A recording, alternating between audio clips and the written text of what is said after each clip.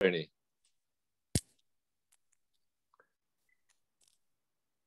Thank you very much. I think it's almost 11:05, so I think we can kick off with this combined CEC group AmCham Poland discussion on the current situation in Ukraine with Vasyl Myroshnychenko. And I will just introduce Vasyl very briefly before handing the floor over to Tony for a couple of introductory comments as well on behalf of AmCham. And my apologies for the very slight delay in kicking off this important meeting.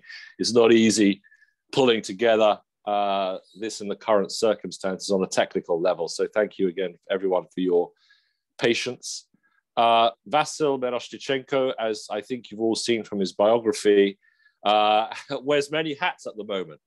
He's the chairman of CFC Big Ideas, which is the partner communications agency of the CEC group in the Ukraine. He was recently appointed as a senior communications advisor to the Ukrainian Minister of Defense.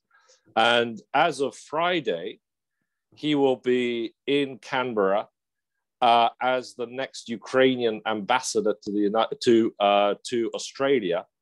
A nomination which he has been in the progress of arranging ever since last year, but matters have accelerated.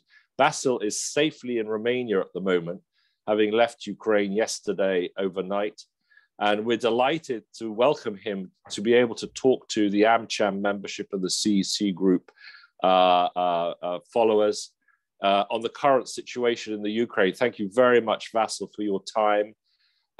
And Tony, before we move to Vasyl, I just hand over to you very briefly to say a few words on behalf of AmCham and your message to the audience as well. Yes, well, thank you very much, Marek. And Vasyl, thank you very much for your time today. Glad that you are in Romania, and wish you safe travels on to Australia and the important work that'll wait for you there. I just wanted to say that I think it's very important that we, as business leaders here in Poland and in Central Europe, hear firsthand about what's going on. We're all seeing the news. We're all following everything.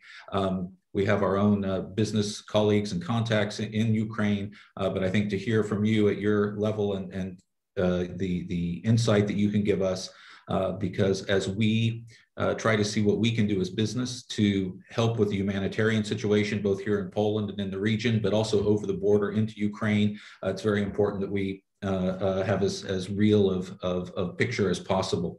And one thing I would just mention to you, Vasyl, as you head to Australia, and I mentioned this to Marek a little earlier today, as of today, AmCham Poland is launching Corporate Aid Ukraine in the US to assist with frontline delivery of humanitarian aid, both here in Poland, in the region, but also to the extent that we can to deliver that aid across the border into Ukraine to help with this unfolding situation.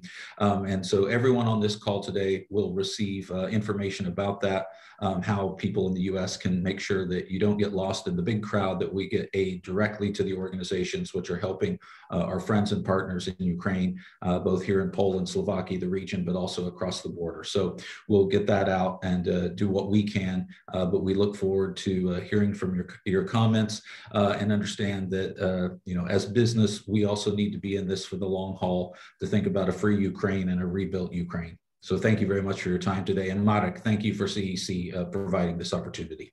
Well, thank you, Tony, and thank you reciprocally to AmCham for allowing us to reach a wider audience on this very, very important issue and the questions that you've indicated there, Tony. So Vasyl, I've got about 5 big issues I want to cover with you in a very short period of time. We also want to leave a little bit of time for Q&A, so I'll leap straight into it.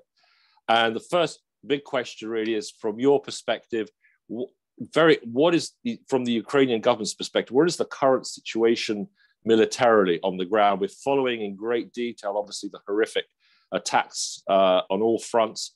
But what is the Ukrainian government's, the Ukrainian Ministry of Defense's perspective as we speak today on March the 21st on where you are on the military side? Yeah. Firstly, Marek and Tony, thank you very much for this opportunity to come and address the American Chamber in Poland. As you mentioned, I'm already in Bucharest right now. sorry, I don't even have a tie or a suit because I had to pack in less than an hour on 24th of February. And it was a very hastily escape from Kyiv, and no business attire whatsoever in my suitcase. So that was very quick. Yeah, so I'm right here, finally reunited with my family. So responding to your question, Marek, so where we are, sort of just backtrack a little bit so that you get a general picture. So when Russia launched this military assault on the 24th, their plan was to capture Kyiv in less than 3 days. So we understand that they were guided by the wrong assumption, and that there would be less resistance, that Ukrainian military capabilities are not as they are right now. And we all see that Russians have failed in that attempt. Nevertheless, I mean, we all understand objectively that the Russian military might is bigger than Ukrainian. However, I have to say that the Ukrainian motivation and the morale of the people defending the country is at the top level at the moment. Everybody is united as never before. We are seeing the war of total resistance. So as you sort of look back from the initial stage of the war, we're now moving into something different. So we are now talking about the resilience of the Ukrainian armed forces. And for that to be sustained, we definitely need more military supplies because they are running, we are running out of stock. Of course, a lot is being destroyed in the battle. But we need that keep on coming in order to be able to further defend Ukraine's sovereignty, but also the European security. Well, three fronts: we have Kyiv, we have the south, and we have the east, basically. So the most harrowing situation at the moment is in Mariupol. Mariupol has been under siege for the past 2 weeks. I've seen the number that around 200,000 people are trapped there. Some people have managed to leave the city during the past week, but not many actually. The level of casualties there is skyrocketing. To be frank, we don't have the details of the people. We've seen the footage of people being buried in mass graves. We've seen footage of people being actually kept in the basements of the hospitals.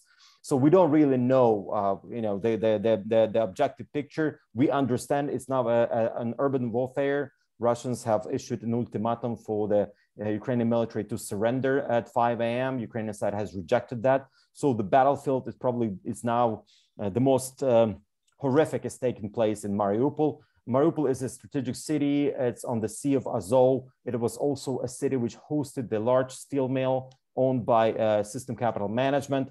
The steel mill was destroyed. I don't understand the level, to be frank, of the destruction, but it's not operating at the moment. And Russians are kind of on intent to take over the city. I mean, I think just a matter of time how much longer the city can, of course, resist. We understand that many people have an escape route, but that escape route is only offered in the side of Russia. We don't know what happens to those people who leave to Russia. There were reports and information that people's passports are taken away. They're sent over somewhere. We don't know where, so we don't know the location. Apparently, serious situation around Sumy, around Kharkiv, around Chernihiv. There was also the Russian military coming from the northwestern side of Kyiv and also on the east side of Kyiv. Russian troops have stalled. They have problems with supplies, so they're now regrouping. Also, there are some positive news earlier today that there was disruption in the railway system of the Belarus, so they're not getting the supplies they need. So we hope that there is some kind of internal resistance that we see from common people in Belarus who are not keen on intervening and keen on invading the country. What else? Russia keeps on sending missiles all over Ukraine, hitting civilian targets, hitting some of the military targets as well. Because Russian military was not successful as it was according to the plan, what they are doing now, they're deliberately targeting civilians. And the tactic is to first force Ukraine's leadership to surrender. because if you look at the number of civilians being targeted, it's just harrowing, and the number is staggering. So the only purpose of that is actually to intimidate the leadership and put more pressure on Zelensky to give up. Also, what we see, Russians are using banned weapons. They've used cluster bombs, they've used thermobaric bombs. There are also some of the preposterous allegations about US and Ukrainian biological and chemical labs in Ukraine. It's a very worrying sign that it's now used by the Russian media, and Lavrov said about that, because we understand that it can be also used as a pretext to use chemical weapons against certain cities. There's also the difficult situation with our armed forces which are stationed in Donetsk and Luhansk, because as you understand, this war has been going on for 8 years. So the position of the Ukrainian military probably was the strongest one, because of also in terms of the numbers, but also in terms of the fortification and the defense lines which were built there. My understanding is that Russians may try to encircle those troops which are based there. This is just sort of an overview. This is the largest war since the Second World War in terms of the troops deployed. It's really, the message is very simple. Ukraine is now the donor of European security. We do need more military supplies and weapons, modern air defense systems, anti-aircraft systems, and all other military supplies need to come in. They need to come fast. I'm not authorized to talk on any logistics. I'm not aware of them. And that's a message to the free world, to the Western world. We need it here. We need it soon, because that's, it's better to help Ukraine now rather than wait and see what happens if God forbids Ukraine falls. Well, Vasyl, thank you very much for the initial overview. I was going to ask you about the requirements on the military side, but as you say, that's something which is underway from various sources in the West. I'd like to turn to my second issue, which is the humanitarian side. And perhaps that might be something you can actually say more about.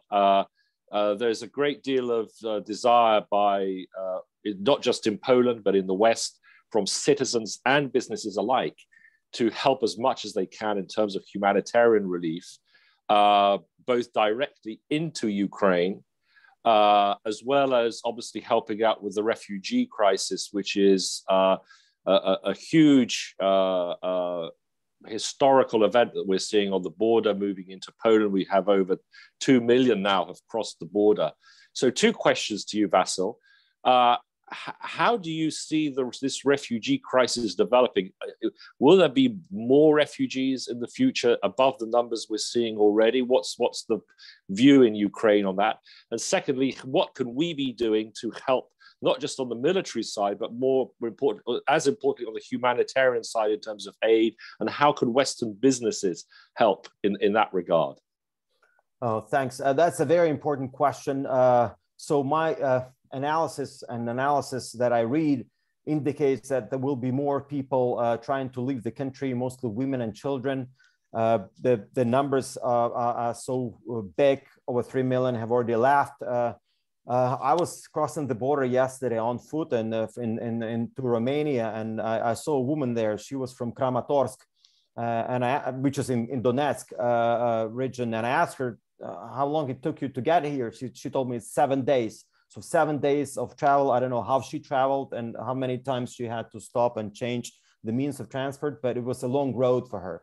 So now the problem is, of course, is all those people who are in danger, they are all close to the front lines, and in Kharkiv and Sumy and Mariupol, there are lots of logistical issues there. I understand all these international organizations are not doing their work. All the United States agencies, which have now been able to accumulate huge sums of money from international donors, including governments and corporations, they're not rolling out the operation. And this is too bad, because we need to put more pressure on them. I don't understand the reasons, because it's bureaucracy, because of inefficiency. Some say they don't want to go into the war zone, but this is where people need their help. This is what they were designed to do. It also applies to International Red Cross organization, which got already hundreds of millions of dollars on their accounts with one purpose, to help Ukrainians. And they're not just doing their job, because they say we're not going to go into the war zone. Who's going to help those people who have no food? They're dying of hunger in Mariupol right now, because for 2 weeks, no water, no food. And somebody needs to deliver that. So there has also, I know that there are convoys coming into Ukraine, but drivers refuse to go into Ukraine. Well, but there is, it's a 40 million people live here. So there has to be a way how to deliver those products to the Ukrainians who need them. One of the things that we've been asking the world is, of course, about an adapted no-fly zone. I don't want to go into details of the military aspect of that, but the humanitarian no-fly zone would stipulate that half of the country at least is covered, and that would provide a safety route for those people fleeing their front lines, and also for the supply of the humanitarian assistance. Well, on the border, you see it. I mean, of course, we immensely thankful to the neighboring countries, which are now have stepped in and are hosting people in Poland, Slovakia, Hungary, and Romania. Apparently, the biggest number, we have the largest border with Poland. So that, special thanks go there. Marek, you hosted my friend's family. I'm thankful personally for that. And the numbers are going to be growing. I don't see an indication why it's so slowed down. Well, it's slowed down, but it's still a hot war. People keep on dying. So people get their, residential buildings are destroyed. So I think they will keep on coming. My concern is what happens later. If a bigger part of Ukraine is occupied, the numbers will increase. If Kyiv falls, and I hope not, but this is just, we are looking, strategically into this. The numbers in Europe can be over 10 million, or maybe even more. And so there are many kind of objectives that Vladimir Putin is pursuing in this. Apart from destroying Ukraine's sovereignty, he wants to keep EU weak. And of course, this number of people will be not that easy for the EU to digest. And of course, the Commission is working and trying to figure out the way how to help and actually assist those people, because they're coming in big numbers. Many people don't have any financial resources to take care of themselves. There are some sick people, they need medical assistance. Kids need to go to school. So, I mean, it's a nightmare. I mean, you've seen it. I understand that on the border, they've been able to roll out good assistance. I mean, my experience from yesterday from the Ukrainian-Romanian border, many international organizations. I've seen some international Jewish organizations. I've seen Adventists and others who just locals who put together the tents, food and supplies, and some logistics as well are in place. So, I mean, it's already rolled out, but nobody was prepared for this number of people, right? So nobody was prepared to see this kind of scale and magnitude of this kind of crisis. So we understand that even for the EU, it was very difficult to predict and actually to have a clear plan on how they're going to deal with that. Though I understand there were some discussions and policy meetings taking place for the past 2-3 months as the Russian buildup of the troops was increasing. On a corporate side,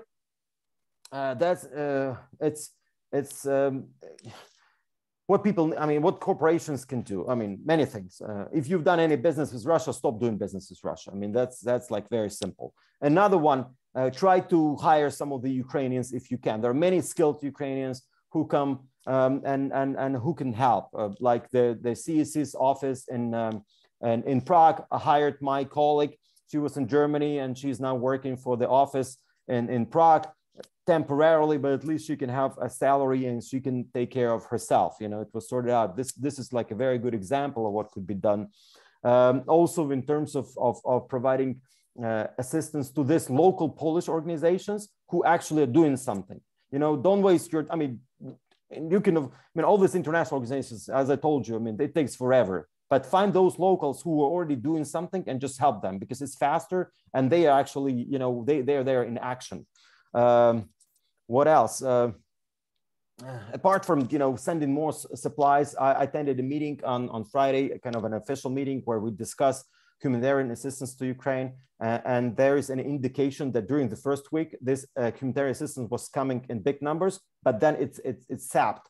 So we need to actually mobilize more resources to keep it coming to Ukraine, because now, I mean, we need more food, we need more medicine, we need equipment, medical equipment, and anything to be able to take care of all those people who are in dire need of those things.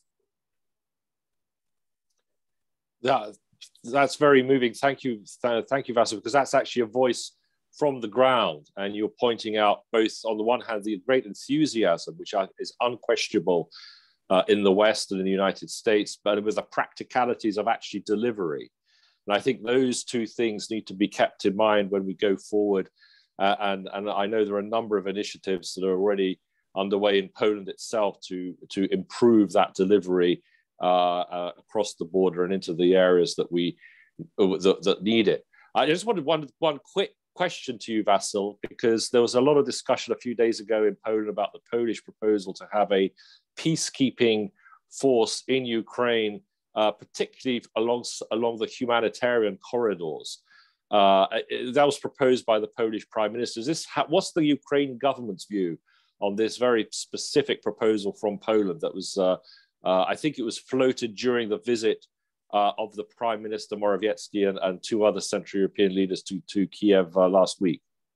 Look, I don't know, to be frank, the details of this proposal and then a kind of direct response to that, but Ukraine welcomes it for sure, but we need to understand under what mandate this humanitarian corridor can be provided. Is it the mandate of the Organization for Security and Cooperation of Europe? Is it a UN mandate? There has to be kind of a way and an umbrella organization which is going to take care of it, and what countries will be included into that. And most importantly, we need to make Russia adhere to this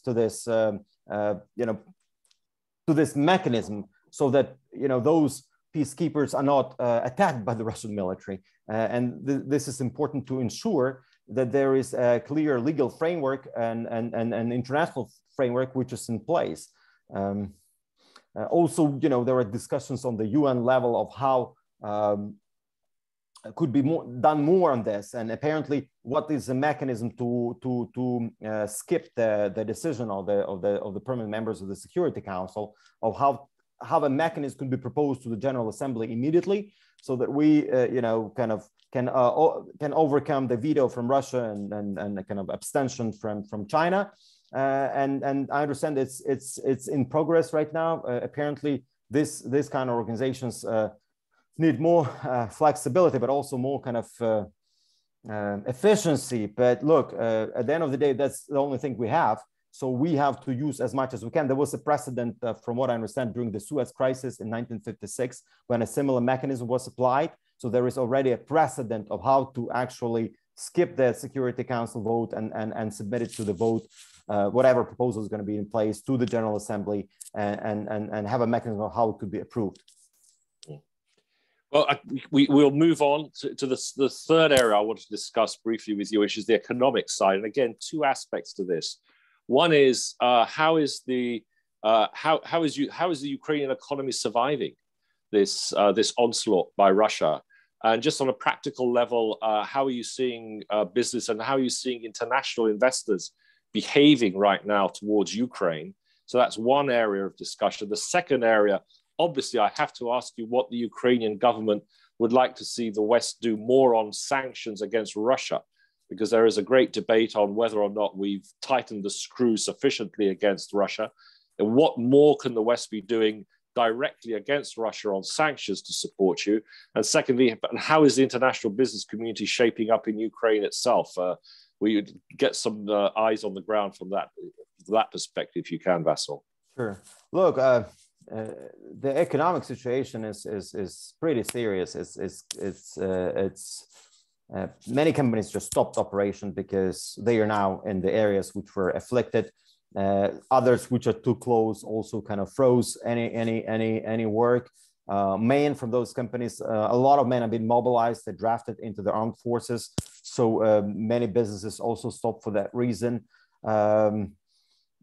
Those companies which can still operate, they operate, and that was actually a clear ask from the Ukrainian government. So if you are in the areas which can still operate, please keep on doing it, keep on producing, keep on supplying.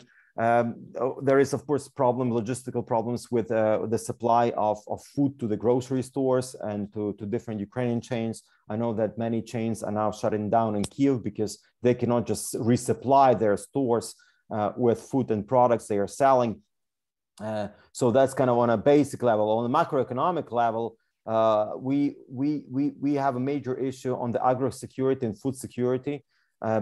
Ukraine is one of the largest exporters of many agricultural commodities, of grain and vegetable oils and animal feed. Last year's export was $68 billion. 70% of that export has gone through the Black Sea ports. Now the Black Sea ports are paralyzed. Nothing has been exported and shipped from the ports. As you can imagine, many of those grain storage facilities in the ports were filled with grain, wheat, because they plan to sell it during spring when the prices are the highest. Now they cannot sell it. I've even heard some people are actually getting into the trucks and sending those trucks through Bessarabia to Romania. But you can imagine the cost of this transport. This is huge. And now, as we are looking at the situation that Russians may actually assault Odessa, that's a problem. Another thing is what's going to be the harvest this year. How much land will be actually used for cultivation? I've seen the number last week. They said 30% of the land probably will not be harvested, but I think the number can even increase. So you can look at the general negative implications for the commodity products, agricultural commodity products in the region. Many countries in the Middle East and Africa actually depend on this food. So there will be some major problems there. Apart from, surging prices, there will be just a limited supply, which is already a big issue. The same applies to all the steel products from out of Ukraine. As I mentioned, Azov steel mill was destroyed. And no kind of new exports coming, so Ukraine does not have access to the foreign currency, which would usually come in. Well, the banking system still works and it still operates in Ukraine. People are transferring money. The Ukrainian government has imposed necessary restrictions to avoid devaluation of the national currency, which is of course artificial and just capped for the sake of the financial security. But the national central bank works and all the major banks work. Well, of course, nobody is those international investors which are there. I mean, depending on what industry they were, but they kind of halted any kind of operation. Some had some sort of contingency plans. I know IT companies. Some you see. I mean, it's an interesting because we had a discussion with you, Marek, basically a week before the invasion, right? And we all were discussing this, and companies said, yes, we are planning and we have this contingency plans. But you see, at the end of the day, I mean, when the attack started, right, it turned out that not so many companies had really contingency plans. Yes, there were some discussions, and maybe some actually have left and came to Western Ukraine. Very few have actually gone abroad, to be frank. Maybe for IT companies, by the way, it's probably the easiest one because if they can secure their staff and the staff is not drafted into, it's not enlisted into the armed forces, they can still provide those services from places in Western Ukraine. And they have clients outside of the country which can keep on paying them to their other accounts outside of Ukraine, which is sort of, so they're probably the most. But what about all those who had their productions in place? There were reports that Russians in the occupied territories are specifically targeting agriculture equipment. So they're just destroying that. And so that, so that for all those farmers, I mean, that's already, I mean, the season is gone. I mean, if they don't have their machinery, I mean, what can they do? So that's kind of a negative issue. Now, speaking of the sanctions, apparently there is room for improvement. More sanctions have to be imposed. Definitely Putin did not expect such united Western response to that. I think that in terms of building the coalition, the US government has done a great job in building it very quickly. Again, and everybody on the side. Nevertheless, we still need more sanctions coming. As you know, certain Russian banks were deprived of SWIFT, but it doesn't really serve the purpose because all other companies can use other banks which have access to SWIFT, right? So it does really, I mean, it was a glitch for several days. They kind of open new accounts and they are fine. So I think there has to be, they have to be taken out of SWIFT completely. Then also, I'm talking about embargo of energy resources. That's, of course, I understand the issues out there, but how can we stop this bloodshed? If there is no embargo on gas and oil and coal coming from Russia, even agricultural commodities from Russia, I mean, what is going to stop Putin? The response has to be really, really painful for him. And because his economy is larger and he was prepared for that. You know, if you look at the macroeconomics of Russia just before the war, oh, they've been getting ready for that. They got rid of lots of debt. They've accumulated these large reserves. You know, good that the Western countries have blocked access to many of those reserves, not to all, but those which were in euro and in US and other foreign currencies, but not to yuan or other currencies where they couldn't do it. But still, more pressure on Russia. Companies have to stop operation and leave. Apparently, we have an issue with German companies. German companies are heavily invested in Russia, apart from depending on the gas. You know, for the past 8 years, every time we would talk to Germans, we told them, look, once Russia is going to complete their second pipeline, they're going to attack us. Nobody would listen to us. They just refused to do it. They wouldn't believe it. Even if you look, by the way, that's an interesting observation. As Americans, Brits, and Canadians started evacuating their embassies out of Kyiv like 2 weeks before the invasion, I talked to Europeans like Germans and French. They said, "Oh, we don't think it's going to happen. You know, this is just a hysteria coming from this English-speaking countries, but we don't see that Russians are going to do anything, right? They just use it as a leverage of Ukraine to put more pressure, but they're not going to do something, but they actually did. So we see from that response and from that thing that actually Europe and EU overall, I guess, had a different assessment of the situation when it all started. So I don't know what we can do with Germany, but something needs to be done there because you've read the speech, or you've seen the reports on Zelensky's speech in Bundestag last week. He didn't pick words. I can actually even go further into that. I mean, the major issue we have with Germany is, of course, the psychological issue of after the Second World War. The Germans have always felt the responsibility for the Russians they killed or Soviets they killed. But they, in general, overall, they don't understand that Ukraine was actually the land which was destroyed twice during the Second World War. And in terms of the casualties of the Ukrainians, there were around 12 million people which were killed during the Second World War. So the responsibility and guilt they should feel is as much towards Ukrainians. Actually, few Russians were killed in the Second World War because they were kind of further away. They have to understand, of course, people of Belarus for the same thing, but for them, they just don't, it doesn't click in their head. And also all this Ostpolitik of the Social Democrats, and they always believed in this Cold War time that we need to cooperate with the Soviet Union. And they even many believe that it collapsed because they kept on cooperating. But I understand these historical factors, but let's face the reality now, and something needs to be done. They have to be more proactive in terms of providing their supplies to us. And helping Ukraine, stopping their businesses. I was just looking at this company, BASF, which is a large German conglomerate. I was actually, astonished by how much Russian economy depends on one company, BASF. Apart from providing chemicals and fertilizers to the Russian agriculture, they are also providing lots of other chemicals, which is used in many different products. They also have an energy company, which is invested into this Nord Stream pipelines. And there are many other aspects, and even on their website, BASF keeps the history of BASF. They were providing gas to these gas chambers during the Holocaust. It's still in their website. Can you imagine? And they refuse to stop any operation in Russia under these circumstances of what we are seeing. Who can put pressure on BASF? And there are many other companies of similar nature which could actually do more to help Ukraine now, and they should. Sorry, I'm getting too emotional, but it just it's fascinating. We could go. I mean, this is a great discussion, Vasyl. I know we're heading towards the close of the session. Just before we go to a couple of Q&As, final question to you. You're about to become, and you will be traveling to Australia to become Ukraine's ambassador there. good luck in that mission. Can you just tell us what will be your mission?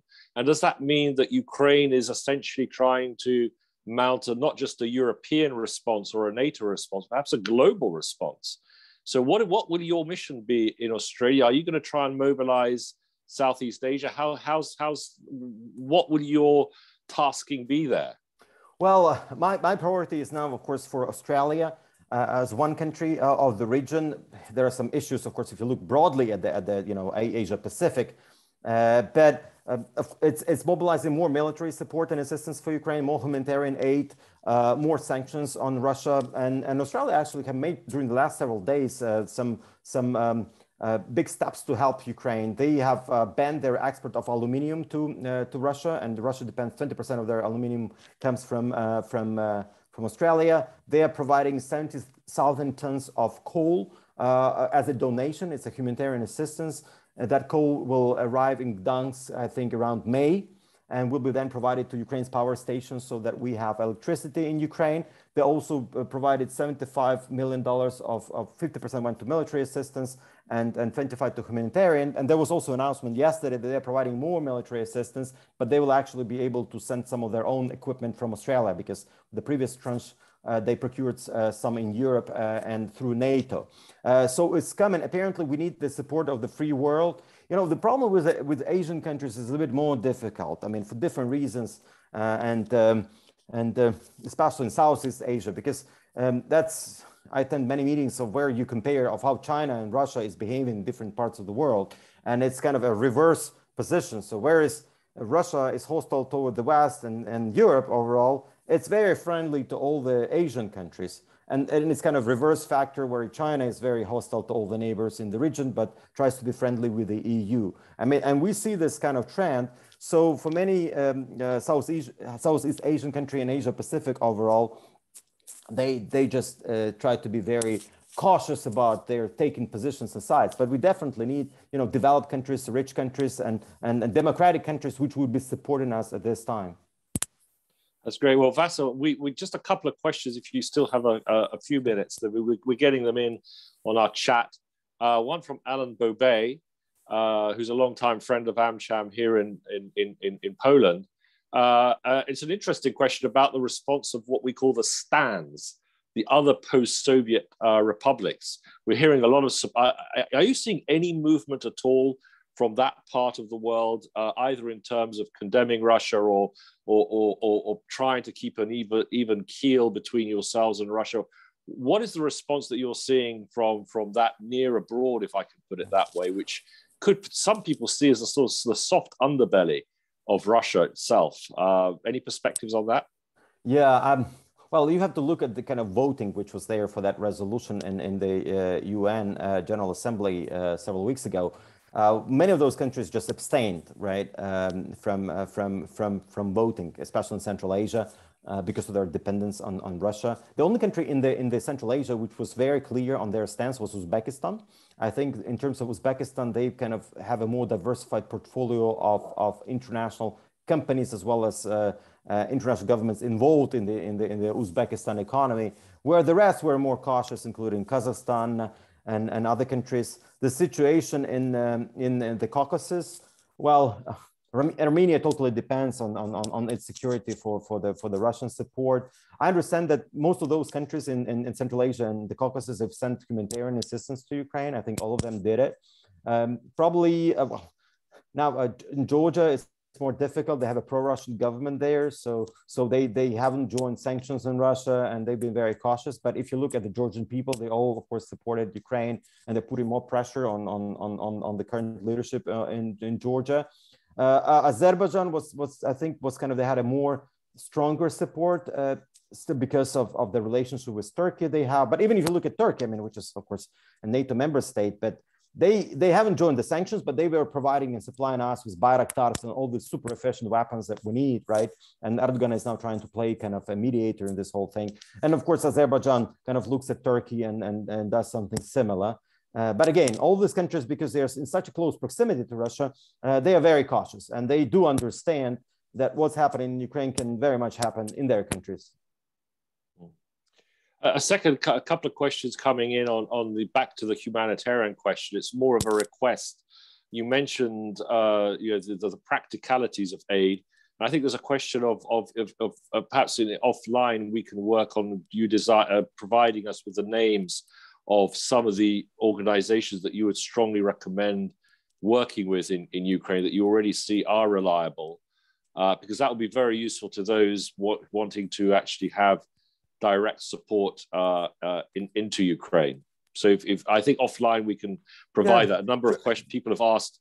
Vasyl, please give us the names of the organizations we should be working with. To be frank, we need to do a research about that, because I was just not capable of keeping track of all the kind of streams which are there. There are many Ukrainian organizations who are now heavily involved, but also I encourage you to look at the Polish organizations, since you are based there, who have their partners in Ukraine with who they cooperate. And this will be probably the best way to do it. Since you're based there and they already have their partners with who they cooperate. It will be, because I mean, to be frank, I cannot really like indicate or give you a list. I can ask people who are involved in that, who can recommend some organizations.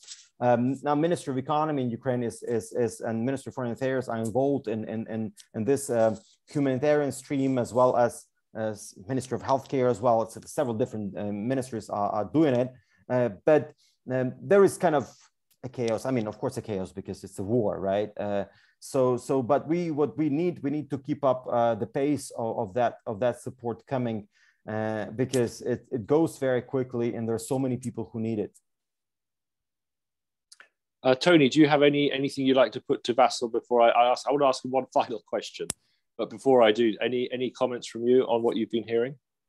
Well, no, I mean, I think I'll leave that to Vasyl's point of view and your summation. What I would say, though, and encourage all the companies that are listening on that, and to your point, Vasyl, one of the things we're very focused on, and a lot of when we look at the aid, is working, as you point out, with those Polish organizations that are able to get things over the border and into the country, because they're working closely with not only Polish organizations, but Ukrainian organizations, companies, to move that aid further into the country, so that it doesn't all stop at the border. So that's something we'll keep working on and trying to work, as you said, directly with those people who are getting aid to the front line, because we have a fantastic program building to support the displaced people who are already over the border and safe in Poland, Slovakia, Romania, et cetera. But I think, to your point, we're very much aware that anything that we can get over the border and distributed into Ukraine is of vital importance right now. So we'll certainly keep that as a priority.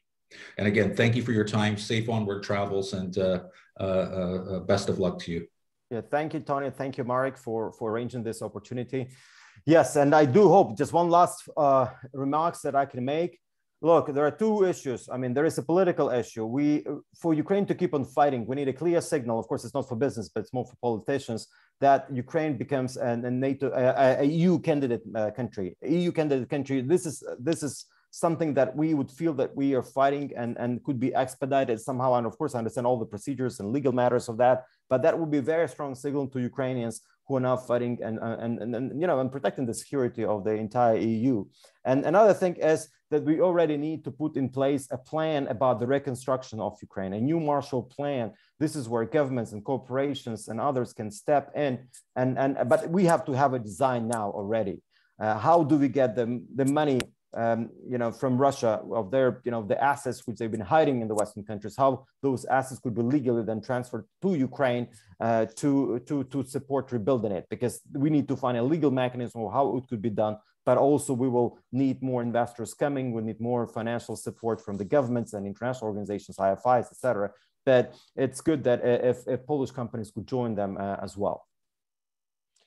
I think actually the comment or question I wanted to sort of just to round off on that theme. I think after this is over, in whatever way it's going to be over, I think people in Poland and the Polish government, and it's a cross-party consensus here, that this is a new phase of Polish-Ukraine relations. I was going to ask you from your perspective how you assess the position of Poland in the work that's been done both on the military side, and the humanitarian side, and the sanctions side. Because my sense is that this is yet another building block in the construction of a very strong Ukrainian-Polish strategic relationship, which will have an impact across the board in economics and military and diplomatic areas and humanitarian areas in the years ahead. But above all, bring back together these two great nations after so many years of conflict and division. Is that the way you see it? Because I certainly think that the Polish peoples are stand ready to support the Ukrainian people across the board in all those areas, not just today, but in the future, that crucial period of reconstruction and reintegration of Ukraine into the West. Absolutely, Marek. The support and the role of Poland in these circumstances is instrumental. I mean, this is we wouldn't be able to do it without your support. In terms of just all the transit going back and forth of the support, real support and political support, financial support, and all the Eastern European countries, but Poland in particular, that support was coming so quick, and you understood the issues. Baltic states have been very good. The new alliance that we have, Poland, UK, Ukraine, all these trios we have also with Poland, Ukraine, Lithuania. I mean, they're very important. But the fact is that all these Eastern European countries, they do understand what Russia is. And now, when you talk to the Western Europe, I mean, this is something we've been all telling them for a long time. They wouldn't believe it, right? They would call us warmongers, but they wouldn't believe that it's there. But definitely, you're right. I mean, we are getting into a new, Polish-Ukrainian relationship stage, and we highly appreciate that support we are getting. Over 2 million Ukrainians in Poland. I know that like cities like Warsaw and Krakow are not taking any more people. I mean, this is huge. And it's from the Polish people, not just from the Polish government. It's from the hearts of the ordinary Polish people who open their homes to you and your compatriots. Vasyl, and thank you so much for your time. And I know you're incredibly busy. It's been a stressful time for you and your family getting over into Romania. We wish you good fortune and good luck on your very important, as we've discovered, actually, it's not a fat quarter, it's a crucial part of the new global alliance to support Ukraine, Australia, and huge opportunities for mobilizing that country's huge resources and assets in your support. So good luck on your mission and safe travels. And Tony, thank you also and the AmCham team for making this webinar possible. Our thoughts, Vasyl, all of us in Poland, the Polish government, the Polish people, and the investor community are with you and with Ukraine, and we continue to support you with all our hearts and minds and wallets as well. Slava Ukraina, Vasyl. Thanks a lot. Good luck to you, and thank you again. Okay, take care. Bye-bye. All the best. Take care. Bye-bye. Thank you.